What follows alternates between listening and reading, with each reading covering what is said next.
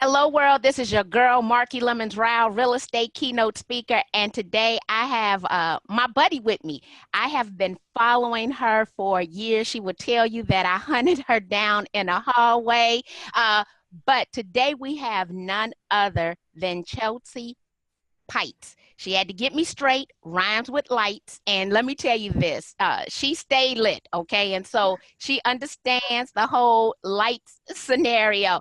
Chelsea, tell my audience about yourself. Oh, first of all, can I just tell them how excited I am to be here with you because you are like an icon in my world. I can't tell you, everybody who's listening, I'm sure already loves you, but can I just tell you the fabulosity when this woman walks into a room and the clothes, the vibe, the glasses, the shoes. Oh my gosh, I remember when I saw you one time, we were in like a North Arizona kind of thing, and you had these moccasins. I was like, oh my gosh, look at your shoes. They were fabulous. So anyway, yes, I am honored to be even referred to as your buddy. So thank you so much for having me. I'm really excited to be here. And quick history about me. I've been in the real estate space almost 20 years. I was a realtor for 10 years before we had social media. I call it 2001 was when I got my license. 2001 BF, before Facebook. And so, we didn't have any of that social sales. It was face-to-face, which was wonderful and awesome. And we love that still today. And so it was really different. I did new home sales for a number of years, then did residential resale. And then the crash in 2008 happened here. I lost my personal residences, my investment properties, and both my husband and I were in real estate at the same time, which was awesome.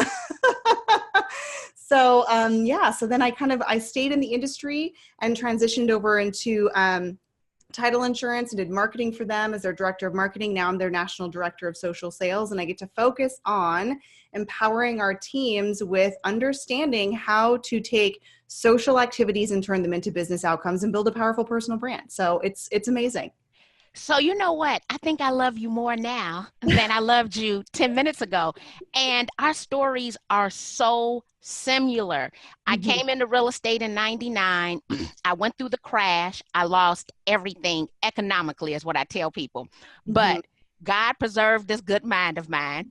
I picked up the social media and technology in 2006 because I was reading a report from the National Association of Realtors. But the fact that we understood that our market was going to be different once we came out of the fact that everyone lost everything. Wow, I didn't know that, but guess what? We went through it together. Yes, we did. As I tell people, and I call it the post-traumatic stress syndrome of real estate. Yes. And we made it through. But you know what I remember most about meeting you the very first time? I said, oh, you always look so fabulous. How do I look so cute in my photos?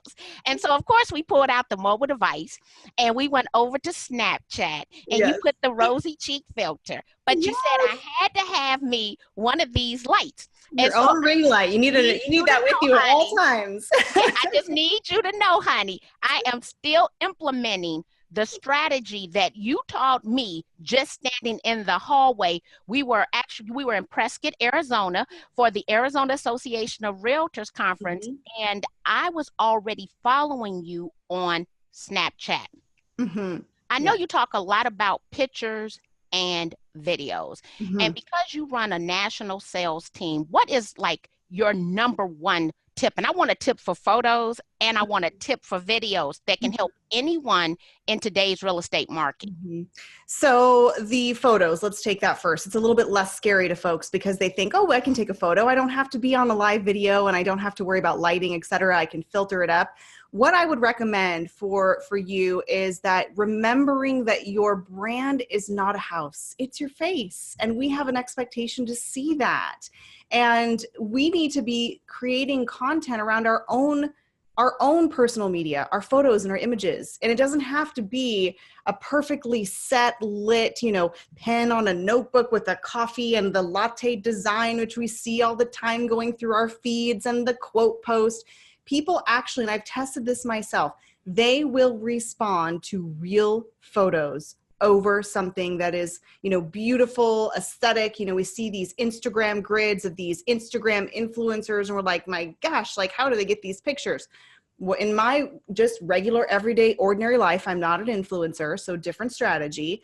People like to see my dogs, my family, me, my son, and that's what they react to over when I try to do something a little bit more Instagrammable, air quotes. Now, the video that's so critical, and this is a couple of really simple tips, and a lot of people get nervous because I'm pulling my phone out here too.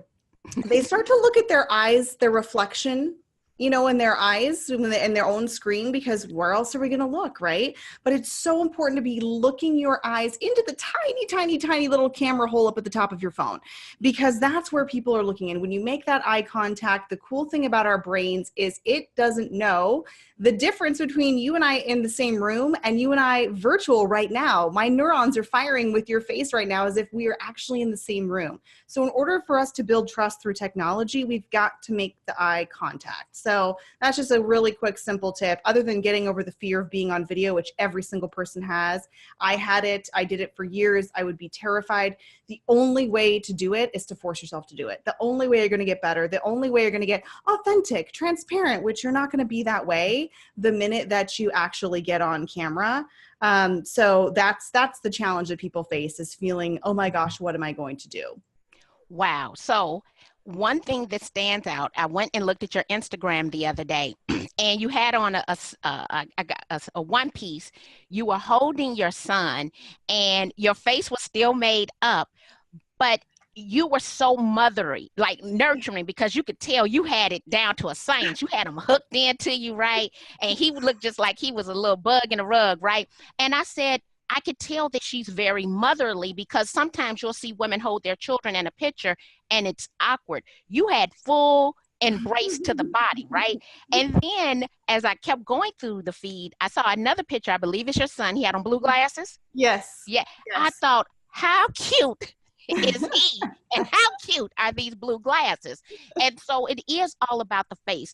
But let's take this a totally another level, because I think I saw that you wrote a post on this on LinkedIn.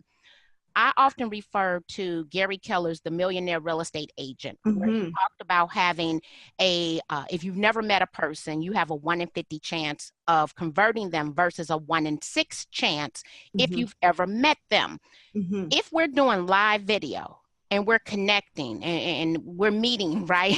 We're meeting over the internet for the first time, right? Yes. Do you have any studies, or do you know what the likelihood is of increasing that lead conversion substantially through utilizing video? Yes. So I actually wrote a book about this whole thing, and it's really, I developed what I call the camera first formula, and it's essentially boils down to the science of screen to screen phenomenon. And I really wanted to know why I felt like I really knew these strangers, because let's be real, I'm 40. I didn't grow up with this. It's a little weird to be like, oh, my best friends I chat with on social media. And, it just felt unusual. Now, I'm sure for our kids' generation, it will be very normal. But what I found was that through, watching faces and facial recognition, which actually there's 2 parts of our brain dedicated just to facial recognition, and they're really large parts. They actually act like cameras. And that to me just showed that this is really important. Faces are super important. And the more that we can show it, and what's great about like Instagram story or even a Facebook Live or a Snapchat is that it's CRM, it's camera first. It's real time, which is the game changer, because instead of just watching you on like a YouTube video, I can actually talk to you while you're making the YouTube video, which is awesome. And then it's message enabled. That's the M. And that means that we can have a one-on-one private conversation. And what happens when that's taking place is, unlike being on Facebook and making a comment that everybody can see, we can start to have a conversation that nobody else gets to see. And we can go deeper. We can talk about what's going on in our lives. We're probably not going to share that per se on a public forum. And we might not share our opinions about topics publicly, but we will in the DMs, in the direct message. So all those things put together accelerate a trust, and it becomes very intimate. And when you get into kind of these thoughts of, I'm actually physically holding someone in the palm of my hand, we can talk about how impactful that is, and that we actually feel that we are, connected because we physically are, in some level connected to them. So yes, there are tons and tons of research and science about how our brains react to faces and how those private conversations can accelerate sort of the trust. Wow. And you know what? I just talk about probably more the salesy side of it. You've gone into the psychology behind it Yes. and Yeah. why it's so valuable. It's not just the action, it's really what it means to the other person. Right. And so let's say that I'm scared of video, right? Okay. Never done a video before in my life. What is the very first thing before they pick up their mobile device do you believe an agent should do? Mm-hmm. I would do a couple of things. Number one, I would watch other people. I would lurk. I would be a voyeur. I would go and I would watch your stories. I would watch client stories and just see kind of what they're doing, because really the fear sometimes comes in of, what the heck do I say? What do I do? Right? And I would practice playing around with things, because the great thing about using like a story format versus going live is there's really no accidental pushing of a button and like, oh, you're live. You could delete stuff and play with it. So just watching and playing, and then maybe writing down a couple of ideas that you might want to do. That's what I used to do when I started. I'd get a Post-it note and I'd write down some ideas that I wanted to talk about. I call it my 3 T's, a tip, trick, or a takeaway. Everybody's got a takeaway because we all have opinions, right?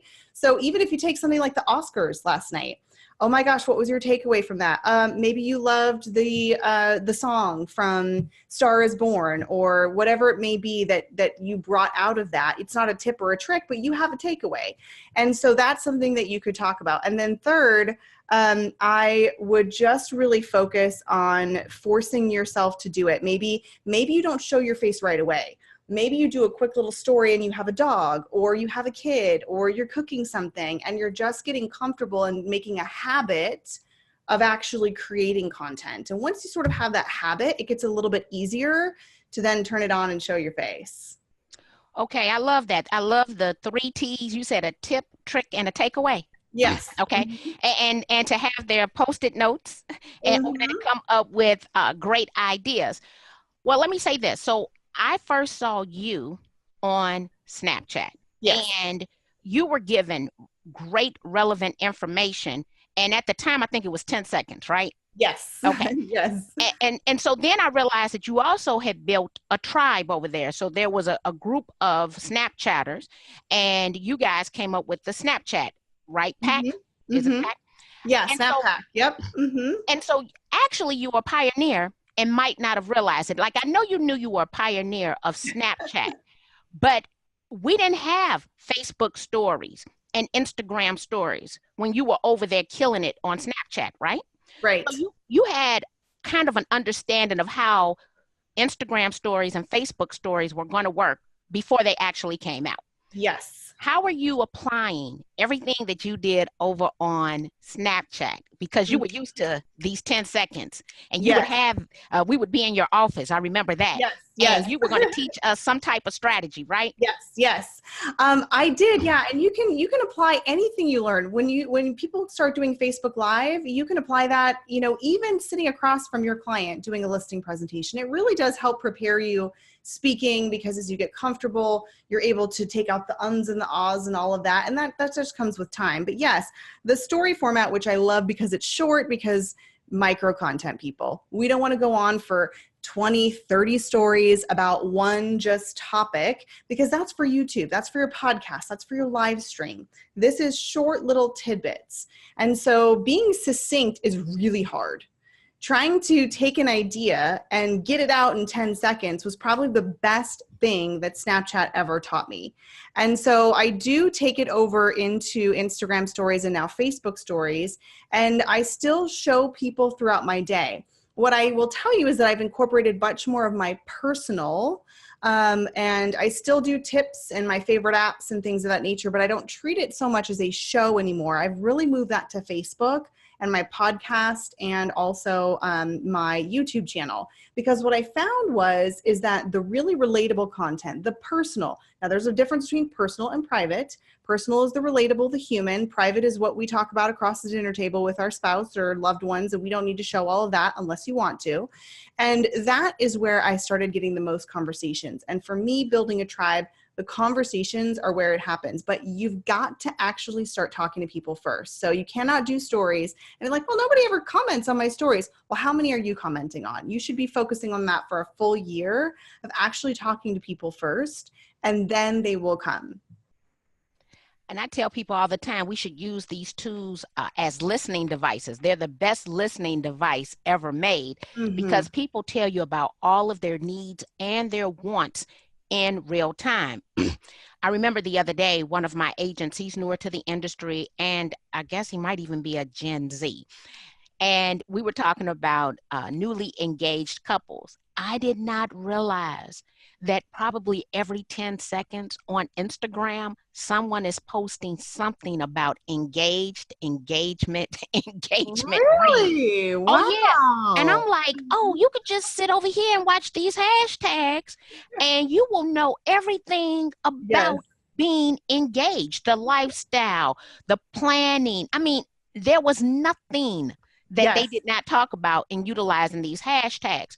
So we know that people are telling us all of their business in real time. You talk about the different type of content based on the platform. I think one of the problems I have in consistently communicating with realtors is that this is not one size fits all. And that they need to understand who their clients are and do research. Now, because you come out of the title industry, I know that you work for a title company that has some great tool, right? That it aids and helps realtors.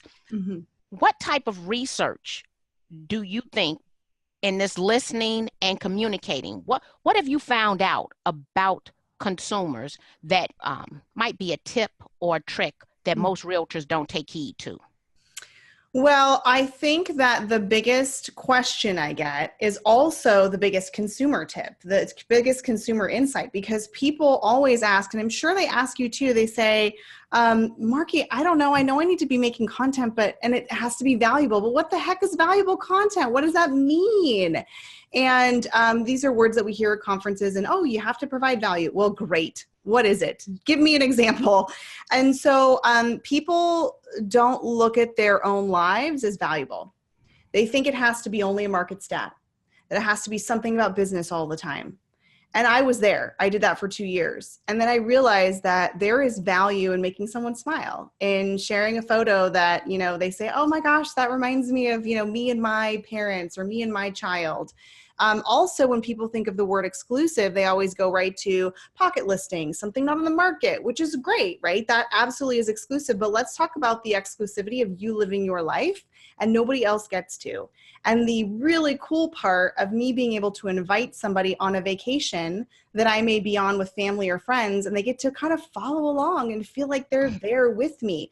That is also exclusive, but in our minds, we think it has to be something over the top and, fabulous. And really, it's just the consumers want to see the real person. They want to work and know the real person before they actually hire you to help them buy or sell their house. And I feel like because we're being trained behaviorally now that everybody sort of has their own TV show, reality TV show, that if you're not showing up talking about those things, that people are going to start to, think, well, maybe this isn't the right person for me to work with, even though you may be the ultimate person for them to work with. And it's all about how we're building our brands and then also sharing it through distribution channels like social media. There was a stat that came out last week that talked about the percentage of millennial buyers in 2018, which I think is substantially higher than what we might believe. In some marketplaces, they were saying 33 to 34% of first-time home buyers. The last stat that I read last week, I believe this said 50%. Right? Wow. And I have a son, he's 22, he'll be 23 years old. And I was thinking I should do a new show on what I would share with my child about real estate, because he calls and I tell him every single day, All I'm worried about is May the 11th, which is the day that he graduates from college. So I don't want to talk about nothing that doesn't have anything to do with May the 11th. Well, what he's decided is that he's going to buy real estate and that he already has a job offer. So he says, Ma, I need to get out one real estate question per day. And so now I'm starting to archive those questions that I'm answering for him. But I'm thinking most of my friends are around my age. Most of us don't want our child who's lived away from home for 5 years to come back home, right? I'm just thinking like how this is going to look. Maybe I should share with them and their children, right? What a 22, 23-year-old is asking me. And so the other day, the question was how to layer down payment assistance programs. He says, can I only get one of these grants? And I'm like, no, let me send you a screenshot where they layered $31,500 and there's another $15,000. And I mean, he's really into this because he wants to know how. He don't want to come back here either, right? Well, and parents don't want to give all that money. And so if they don't know about those programs and how to layer them, you're exactly right. It helps both parties. So I think I'm going to use him for like the next couple of months, right, to do a Get Your Child Out the House campaign. I love it. But address it, right, to two totally different markets. Yes. And what I've noticed about content, maybe you've noticed the same thing. There's lead generation content. So if I interview a lender, that's to generate a lead, but I noticed that people share it. But then there is the personal content, like crabs in a barrel or what my parents taught me. And I'm probably an overshare. I only have 5 good secrets. I get substantially more engagement, period, when it is non-business related. Yes, but you know what you're doing by doing that and getting that engagement? It makes the business content that you share, people actually will stop and listen to it because they like you so much already. Versus if you just did business all the time, which is great, you can still do that strategy and have great success. It might take a little bit longer, but people will stop and support your business educational content because they know you. And they like you. And they're like, wait a minute, I really love seeing, we chat every day or every week on Instagram. So I'm actually going to check out what she has to say. So really the real stuff benefits, the business stuff. What do you plan to do different in 2019 that you didn't do in 2018 or any year before 2019? I never thought about voice, podcasting, flash briefing. And so I'm diving into that. And I'm getting, what's shocking to me is it sort of started as an afterthought because I was teaching people how to do podcasting and voice. And I thought, well, if I'm teaching them how to do it, I kind of have to have my own, right? And so I just did it because I knew I needed to, but it wasn't a major focus for me. And what I have found as quite a surprise is that it has taken off. And without me doing a lot of work, like I would kill myself making Instagram stories and coming up with content and blog posts and all of that type of thing. But the podcast has sort of just taken on a life of its own. So that's been very interesting to me. I am also now refocusing back in on IGTV, Instagram TV, because they're really pushing that. So I try to jump on the algorithms a little bit and, try to get my brand reach out there a little bit more by kind of trying some of those new algorithmic things that happen. And that's really what I'm focused on that's different for 2019 is the voice component and exploring that. So I'm new well, let me say this. I had a podcast, but it was generic like podcast, right? So this year I decided to implement a formal podcast. And I will tell you, it's kind of changed the landscape of everything because I think people think formal. And with that comes a whole different business element. And I'm actually shocked because I'm thinking, okay, we have all this live video content and that's what I need to do. But there's something about this audio that people can take with them wherever they're going and listen to it. That has changed everything. Now, you said IGTV and Instagram finally decided to allow it into the news feed, right?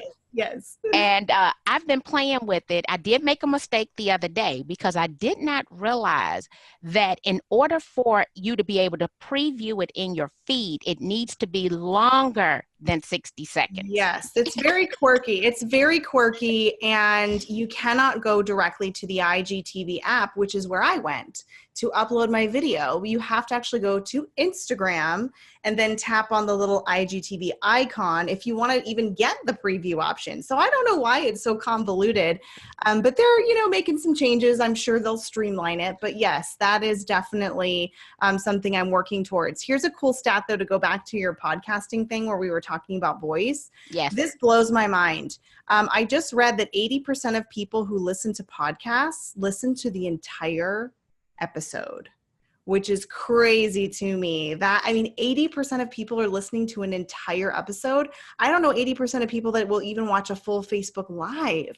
So That's why it's so, it's just because it's passive, I might as well listen to something while I'm dropping the kid off at school and am to and fro and all of that, working out, cleaning the house, whatever it may be as I'm multitasking. So that's a really big number that I think people should be thinking about.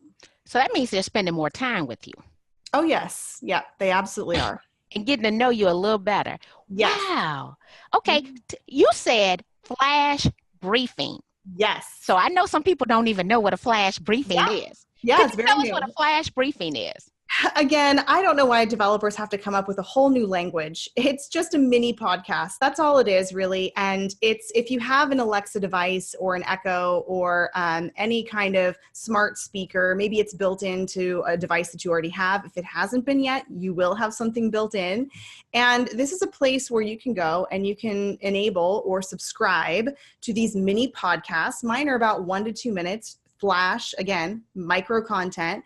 And instead of reading the headlines that I might normally read on my phone every morning, I just talk to my device and say, Lexi, play my flash briefings that I've subscribed to. And it just goes through the list and you hear that person's voice. It's them actually recording their voice.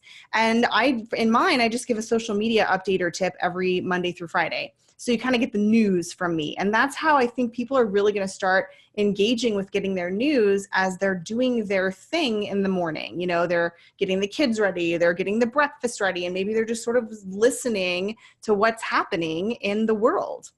Wow. So a flash briefing is a mini podcast. It's a mini podcast. Yep. And you set up yours. And so you are also creating your own flash briefings. Yes. Yep. I do it Monday through Friday. And there's a lot of confusion around how to create a flash briefing. The good news is you don't need to have any coding or developing skills, but it's multi-step. And once you've got it set up, it's done and it's ready to go. But I will say that because I had so much trouble with it, because I'm not an inherently techie person, and I really need to break things down so my brain understands it. I did a YouTube video. So if anybody wants to go and look at the YouTube video, you can go to it's my name, go to my channel, and it's a 20-minute how to set up an entire flash briefing from start to finish and what it looks like and where to go. Well, one, I'm glad that you're going to make that available because I'm thinking to myself, Marky, Google how to create a flash briefing, right? And I heard some instructions before, and it just seemed too tedious of a task for me to take on because I am not a tech person, right? And people are like, you got to be tech. No, you and I have become tech because we were diligent in implementing, but more importantly, I think it's about our mindset. Yes. We hate to be defeated. Yes. And so we will sit and tinker with something because we thinking to ourselves, if so-and-so can do it, I know I can do it. Oh, I'm going to make this work. Let me go get a cup of coffee and come back, right? Yes. Then sometimes you want to take your device and shake it, right? And then you say, no, don't shake the device. Don't need to break it. Let me go get some tea and calm down from the coffee, right? Yes. This is the daily scenario. Yes. So look, we got IGTV. Yes. We got flash briefings. 80% of people who listen to a podcast listen to the whole episode. Yes. Wow. Now, I know that you speak and you're an author and you have all these great things going on. If people want to connect with you, they want to hire you, where can they go and what do they need to do? So my favorite places to connect with people, number one, is Instagram, because I have vlogged my daily life for the last, I think I'm at 1,179 days. And so if you really want to see the essence of me and talk to me on a daily basis, Instagram stories is the place to be. I do Snapchat and Facebook stories, but I just find that people can really see me and connect with me and ask questions. So find me by my name, and I think you'll put that in the show notes. And you can find me there. You can follow my stories and then talk to me. Let me know, because I don't want to miss theirs. So send me a message. Hey, I heard you on Marky's podcast. I want to connect. Yay, that will be awesome. The second thing is, if you want to listen to my podcast or my flash briefing, it's called The Voice of Social Sales. And you can find it where all fine podcasts are sold. Wow. And now I have to come over because I am going to go to YouTube so that I can check out your flash briefing. And because I think that that's going to help me out tremendously in implementing. Now, let me ask you just one question. So I know that you're doing 1,197. Yeah, I think it's maybe like 79 or something like that in the 80s. Yeah, it's been a long time. Do you take any of the video content and just strip it for the audio for the flash briefings? You know, I could do that from my podcasts. For now, I don't have a lot of time for editing. I could outsource that, which I think is a really great idea, to have a VA possibly that can take your podcast and then take out mini clips. What I'm just doing now is I batch my content on Fridays. It takes me, if each one's, let's say 2 minutes and I'm doing 5, I mean, that's not very long for me to actually do the actual recording. I use my phone. I just talk into my voice notes and I use that as a recording. I don't use the whole setup I have for my podcast. It's much more simplified. And then, you know, the longest time is figuring out what I want to talk about, going through some headlines. That's what takes me the longest, but doing the actual thing, not very long. Wow, you have given me so many. First of all, I have homework, okay? And I love it when I have someone and they make me have homework. And the reason is because that means that I'm learning and I'm implementing. And from the first time I met you, when you had me go buy my little ring clip, okay, actually, you know, I buy these and give them away now because this was the greatest thing since sliced bread. Like I tell women all the time, any imperfections or anything you want to glow, look iridescent, right? This would be the tool for you to buy. So I'll tell you right now, you're going to see some flash briefings from me, and I'll be able to say, not only did you help me look better, you also have me implementing a new tool in order to spread my brand across the internet. And I believe the number one thing that agents can do for themselves is to implement these tools in order to generate their own leads. Everything we're doing is to build a stellar reputation in the market that you serve, and then hopefully convert those people to a lead who want to buy and sell real estate. I love it. Yes. Guess what? I love you, girl. So thank you so much for coming on today and sharing all of your great tips. One thing we didn't tell them, what's the name of your book? The name of my book is called Talking in Pictures, because that's what we're doing. We're now talking in pictures through our stories and our posts and our live videos. So they can find that book on Amazon as well. Thank you very much. Have a great day, everybody.